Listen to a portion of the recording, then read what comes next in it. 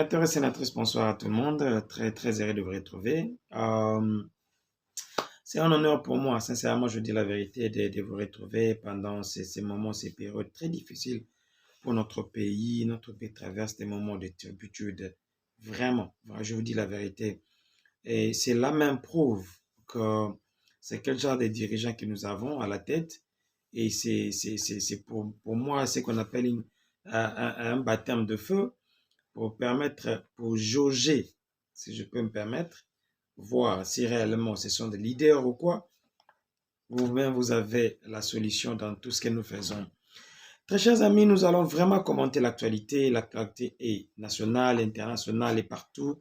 Et permettez-moi d'essayer un peu aujourd'hui de mêler un peu des histoires parce que nous en avons tellement beaucoup. Alors, le temps, le problème, c'est le temps, mes chers amis. Ngongezati. Je vous dis présentement là, il est vraiment pratiquement 2 heures un peu passées. Je dois monter les vidéos, je dois envoyer chez mon régisseur, finir et publier.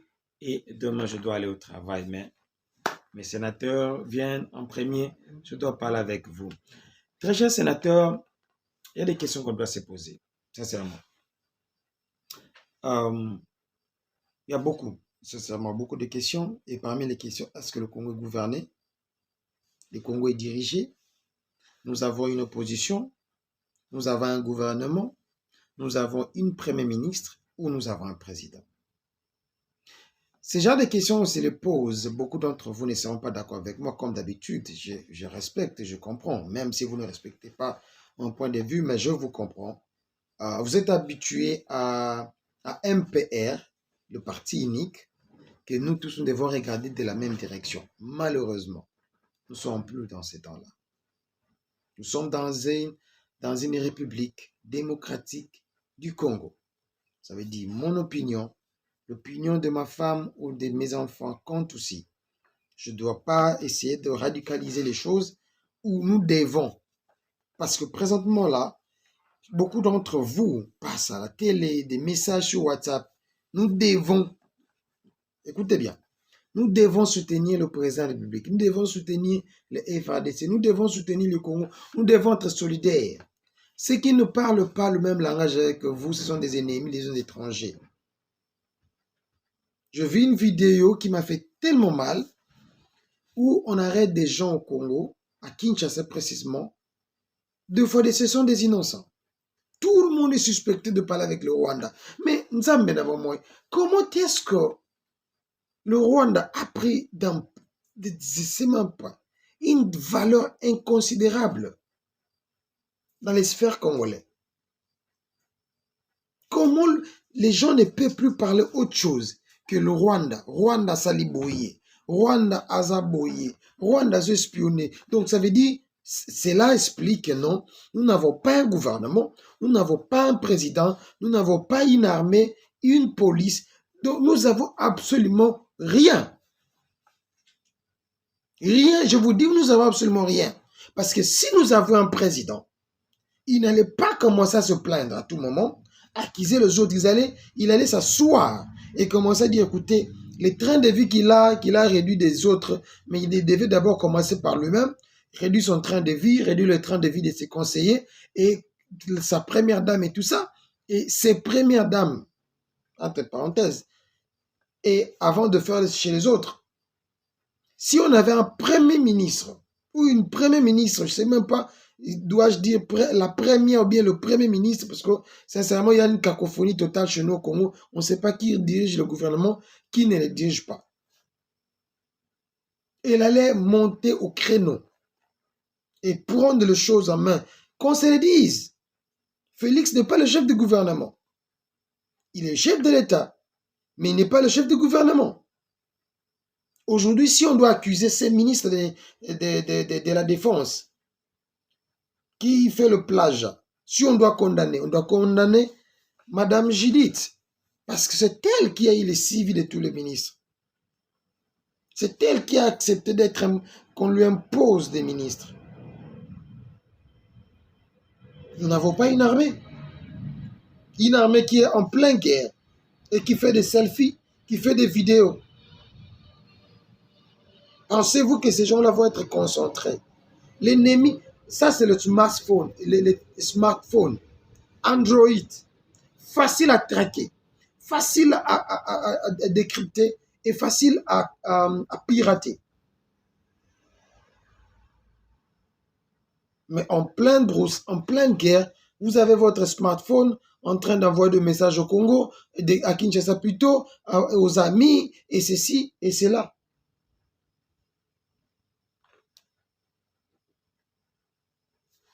Voilà la cacophonie de mon pays. Et vous pensez, moi, soutenir ces genres de choses? Non, non, non, non. J'ai toujours dit, cette république doit être réformée, doit être refaite, de fond en comble, du début jusqu'à la fin. S'il faudrait même que moi-même, je puisse partir pour avoir une nouvelle république, une très bonne, je suis prêt à partir. Mais oui, on arrête des gens. J'ai eu de vidéos. On arrête des gens. Baza soupçonné par Rwandais, Baza Boye, c'est un militaire qui a valé une carte rwandaise. Ah oui, Moussou dans Kinshasa, il y a un groupe de gens qui est en contact avec le Rwanda. Non, non, non, non, écoutez, arrêtez avec ça. Si vous n'êtes pas fort, acceptez de perdre maintenant et réorganisez-vous. Et peut-être la bataille prochaine, vous serez des vainqueurs. Corneille Nangaa n'a pas commencé à prendre des localités aujourd'hui. C'est aujourd'hui que tout le monde se réveille. C'est aujourd'hui que tout le monde commence à avoir quelque chose à dire sur les réseaux sociaux parce que le Congo est maintenant dirigé sur les réseaux sociaux. C'est pour cela que nous tous, nous sommes donnés ce peine-là de commencer à faire des vidéos. C'est à partir des réseaux sociaux que les gens se font entendre. C'est à partir des réseaux sociaux que les ministres fait passer les informations. Le président lui-même passe sur les réseaux sociaux.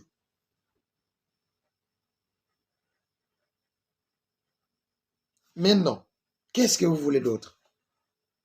M. Corneille Nangaa a commencé à prendre des localités depuis très longtemps. Et d'ailleurs, beaucoup d'entre vous n'arrivent pas à réellement suivre les informations, des très bonnes informations. Vous voulez avoir des gens qui viennent vous mentir. Parce qu'il y a communément, présentement là, il y a un engouement de moboutisme qui est rentré. Les Fatih Béton, les loges et tout ça. C'est pour cela, Fatih ne veut pas écouter des mauvaises choses. Il veut simplement écouter que le roi Fatih, Ouimena Nayoli Bela, et c'est là il est content. Lorsqu'on lui disait que non, M. Nangaa est en cours de route, il arrive. Il ne voulait pas entendre de ça. Vous fermez les médias. Mais maintenant, quelle est la différence entre Kabila et vous? Dites-moi. Kabila fait la même chose. A fermé les médias, a renvoyé des journalistes internationaux, il a renvoyé des représentants diplomatiques. C'est ce qui se passe chez nous maintenant. Je parle en termes d'information. Si vous écoutez de très bonnes informations, entre autres Radio Kapi, RFI, ils vont vous dire, les consuls et ambassadeurs ont quitté la ville. Dès que vous écoutez que non, c'est comme présentement là, je vous informe qu'à Bukavu, tous les étrangers vacuent. Bazo Bima, Bazo Kende. Cela veut dire simplement, dans 2 ou 3 jours, Nangaa va occuper Bukavu. Parce que présentement là, il y a des gens, moi je me tourne, qu'est-ce que moi j'ai à gagner? Si Goma tombe ou Goma ne tombe pas, qu'est-ce que moi j'ai à gagner? Ou qu'est-ce que j'ai à perdre si je peux me poser ces questions-là dans les deux sens? Présentement là, M. Nangaa est en route pour Bukavu. Parce que déjà, ceux qui sont ambassadeurs, balongwe place on a représentant diplomatique balongwe ba quitter ba yele kutu nzela Goma te me ba kati Rwanda pour ba ke matela parti Kigali. Ça veut dire ville wana des autres ya communauté. C'est simplement vous ne voulez pas écouter. Vous ne voulez pas être attentif dans les réalités. Vous voulez vous voulez plutôt s'en mêler dans des histoires là de Fatih Beton, Nani, Moutoua Tombolo, là vous êtes vraiment, je vous dis la vérité. Non, qu'on se le dise.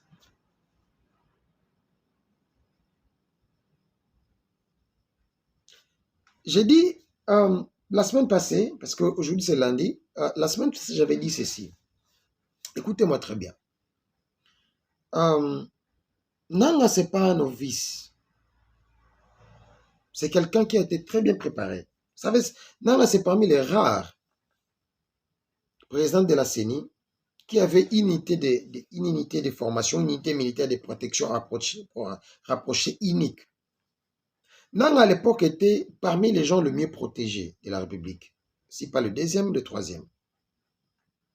Nanga, à l'époque, c'était parmi les gens qui, pour lui rendre visite, c'était tout un problème. Et Nanga était l'ami proche à Kabila.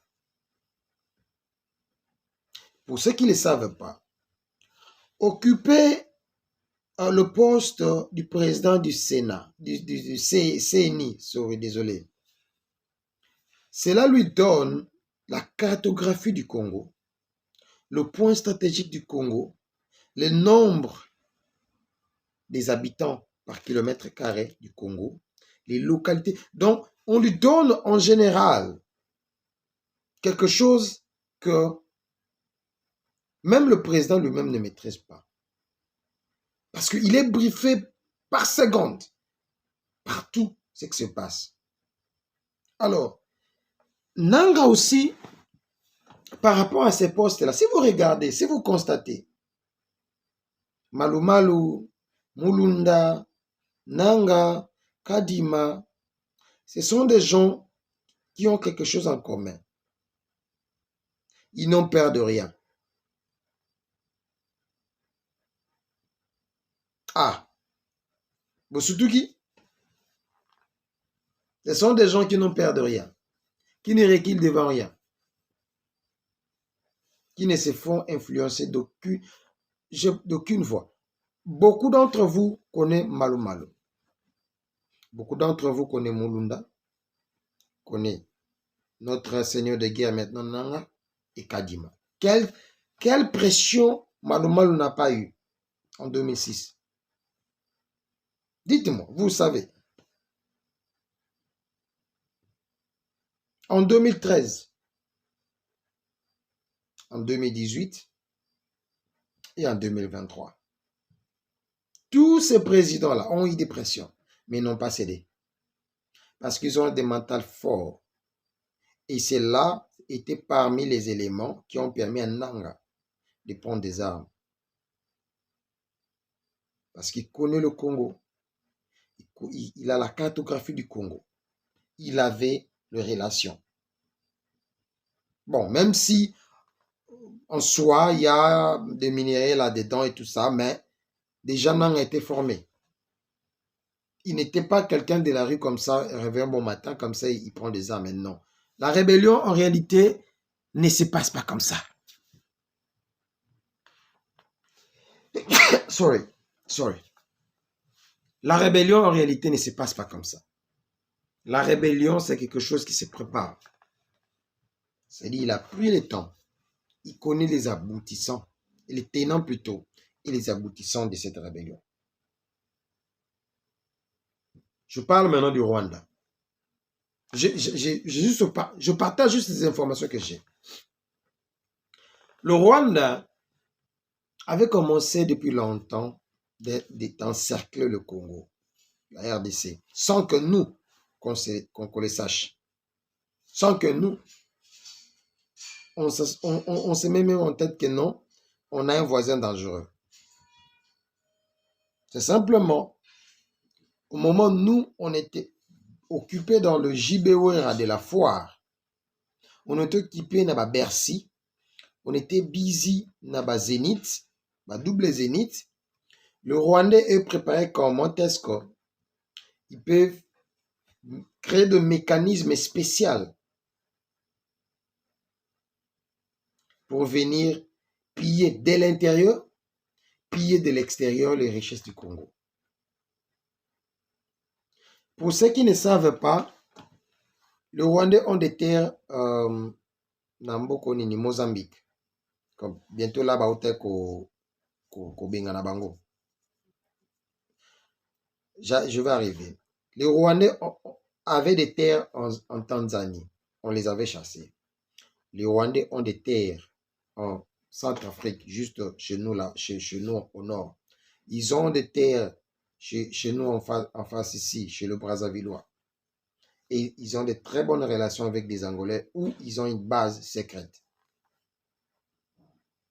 Pour ceux d'entre vous qui ne le savent pas.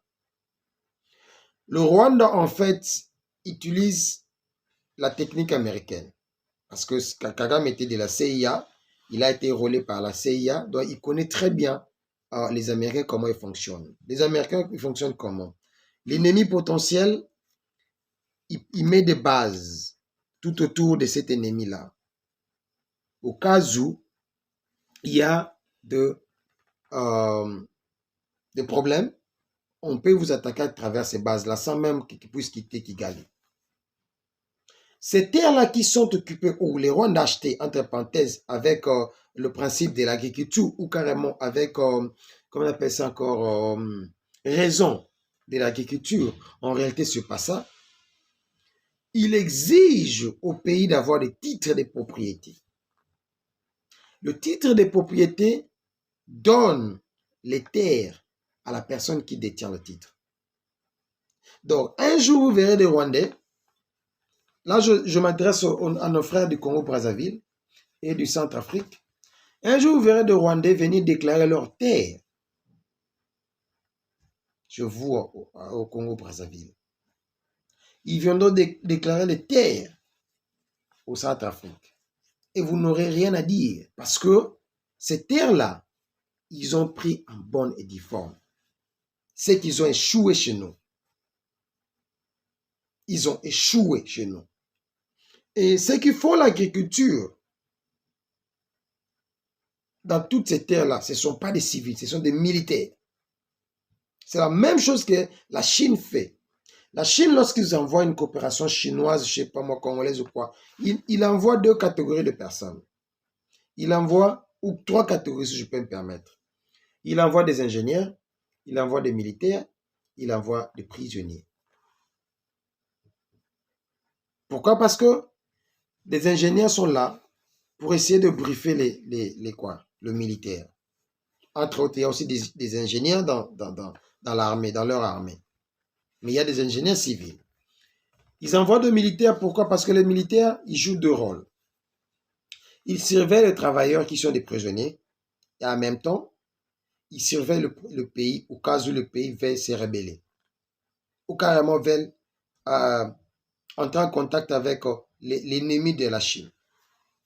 Donc, ce qui manque chez nous, si on peut le dire, c'est la politique, c'est la préparation. Comment est-ce que nous pouvons, à notre niveau aussi, essayer de voir comment on peut commencer à espionner ne fût-ce que le Gabon. Parce que le Congo doit se mettre en tête. Et ça, je le dis toujours, que le Congo doit se mettre en tête qu'il n'a pas des amis partout dans le monde. C'est l'unique pays où tout le monde a besoin de piller. Même le Madagascar ici que vous voyez, Mboka Antananarivo, si vous avez cette opportunité, il viendra piller le Congo. Ce peut piller déjà, mais donne notre manière de barater. Pourquoi? Parce que c'est un pays où tout le monde connaît. Riche, potentiellement riche, mais qui a, entre parenthèses, comme Kagame a dit, je n'ai pas dit ça, des idiots. L'idiotie. Je ne veux pas insulter. J'ai simplement dit, c'est un pays des idiots. Si vous n'êtes pas d'accord avec moi, venez, on va faire un débat. Comme ça, moi, je vais vous expliquer noir sur blanc pourquoi je dis ça. Voilà un président, Cyril Ramaphosa, Trump il dit, en Afrique du Sud, il y a un problème d'expoliation de l'Inde, de terres. On arrache les terres aux gens, entre parenthèses, des blancs et tout ça. Ramaphosa a dit, eh, tiens, Madame Nabiso Talibinota, Tikotak. Madame Nabiso Talibinota, Vana en Amérique, Nayo, Tikabiso na Congo Nabiso. Mais chez nous, kolela. La communauté internationale. Bon, on a déjà communauté internationale à aider pays dans le monde entier. Dites-moi. Parce qu'on vous dit, on ne cesse de le dire. Le Congo, c'est un pays exceptionnel, c'est un pays unique. N'attendez rien de personne. Bobunda binomoko. Parce que tous ces pays-là plutôt, l'Afrique du Sud, Bazapon a bisoté, c'est maladie. Et que l'armée sud-africaine, on doit les retirer. Parce que l'armée sud-africaine n'est pas venue pour mettre la paix. Elle est venue pour sécuriser les intérêts de M. Ramaphosa, de M. Thabo Mbeki, parce que la majeure part de tous ces présidents-là ont des intérêts ici, de M. Zuma. Bon, mon abonné, ils s'y connaissent. Bayebani. Il y a un monde qui est armé et à protéger l'intérêt de la carré mini na bango. Mais du fait que Bazapata Makase, Babozo bon bango.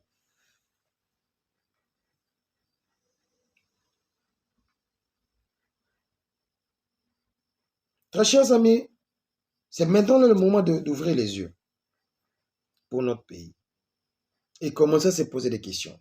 Bemba, moi j'aimerais, sincèrement, je ne sais pas, deux fois, ça fatigue. Lorsqu'on arrive à faire des vidéos et que les gens vous écoutent, en fin de compte, après 2 minutes, ils oublient tout. Quelqu'un comme Bemba commence à recruter les gens pour l'armée. Voilà un esprit de rebelle qui est toujours en lui. Notre armée a 150 000 têtes. 150 000. Donc nous n'avons pas besoin d'ajouter d'autres personnes. Nous avons simplement besoin, très bien équipés, une très bonne politique de l'armée. Et vous verrez, ces histoires-là de Nanga va partir de soi. Nanga ne peut pas se battre avec une armée organisée. C'est simplement parce qu'il a la chance, il trouve des gens qui ne sont pas organisés. Équipement, ils allaient bilamba bolat sabatouanate. L'équipement qu'on parle, ce n'est pas les armes. Équipement, c'est la tête. Qu'on équipe les cerveaux. Qu'on nourrit des cerveaux. La guerre, c'est se battre par rapport à la stratégie. Ce qui est stratégie, c'est ça. Non, il n'y a pas attaquer ni minangate. Ou bien qu'on défende des gens montés. Alors, je vous demande, très chers amis, sincèrement, please, d'essayer de dire à M. Bemba, Atika Mamboasala, Koke Bomsabana Batu.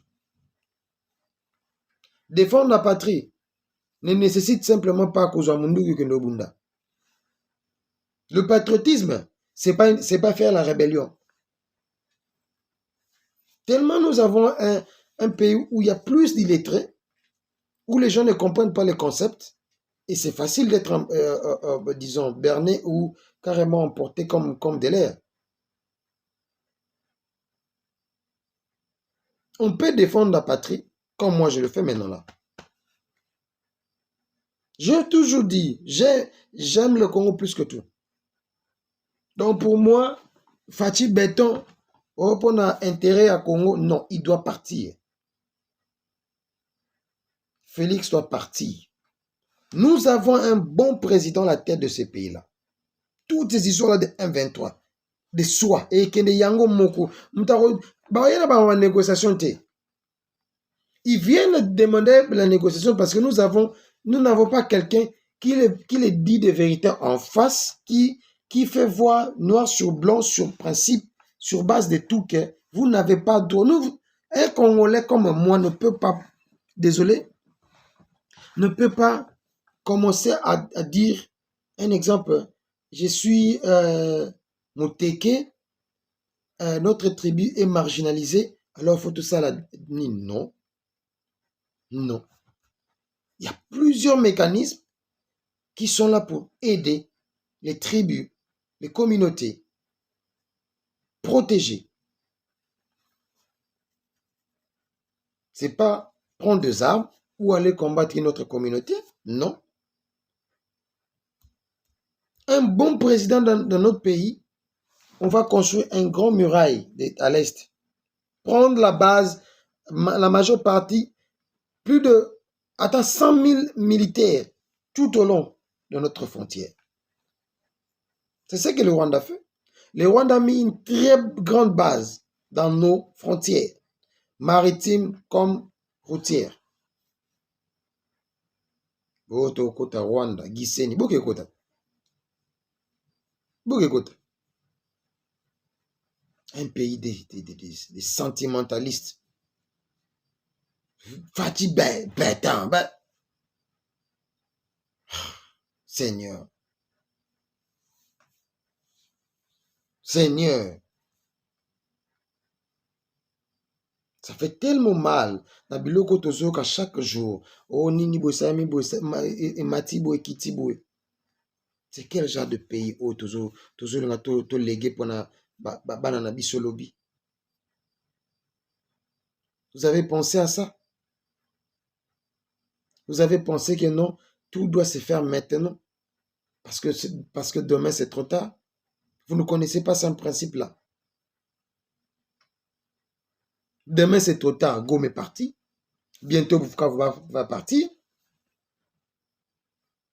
C'est pas, on n'a pas un problème de nombre de militaires. Le problème c'est à la tête. La tête ne fonctionne pas. La tête n'est pas bonne. Il faut couper cette tête-là et mettre une autre tête. Et vous verrez, il y aura une nouvelle motivation, une nouvelle vision. J'ai toujours condamné M. Martin Fayulu dans ces histoires ici. C'est maintenant là que vous devez vous mettre debout et prendre les choses en main. Oui, c'est maintenant là que M. Martin Fayulu, parce que présentement là, il y a Nanga et Félix. Et nous devons avoir une troisième personne. Et d'ailleurs, vous avez à Philadelphie. Vous avez un frère et une soeur à Philadelphie. Parce que Nanga aussi était de Philadelphie. Oui. C'est maintenant là que M. Fayulu doit se mettre debout. Si pas lui, une autre personne, un autre puissant homme. Dire que non, écoutez, très chers amis, il y a la peste et le choléra. Alors, tous, out. Nous sommes prêts à retourner en arrière, recommencer les élections, avoir de bonnes personnes, que de continuer avec ces messieurs ici, qui pillent chaque jour nos ressources, à la place d'investir. Dites-moi, qui pille nos ressources plus que M. Félix, avec son partenaire fiable, le Rwanda? Dites-moi. Merci, très cher sénateur.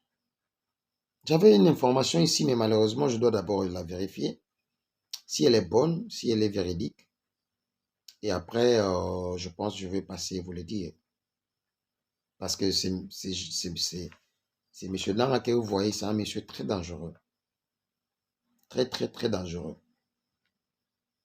M. Paul Kagame, il sait ce qu'il fait. D'ailleurs, sa façon de communiquer montre que dans ces messieurs ici a un plan. Et c'est pas un plan, c'est pas un plan qui a été élaboré 5 ans passés. C'est un plan qui a été élaboré il y a des décennies. Et le plan, ça s'exécute en phase, en stage, en piste, en processus. Donc, il sait ce qu'il fait. C'est à nous, Congolais. C'est à nous, Banamboka, nous devons nous mettre debout. Dire que non, que ce soit Félix, que ce soit Nanga, oh Makengo, oh Willy Ngoma, ba Mama Judith, ba Kamere, bobima, na ba Bahati nyonso bokende. Na ba Kabila, bakende. Nous voulons maintenant refaire une autre classe politique. Une classe politique clean, propre et une classe politique saine. Qui vous dit que ce n'est pas possible? C'est question de volonté. Que Dieu bénisse le Congolais. Que Dieu bénisse le Congo. Que Dieu bénisse l'Afrique. Bye.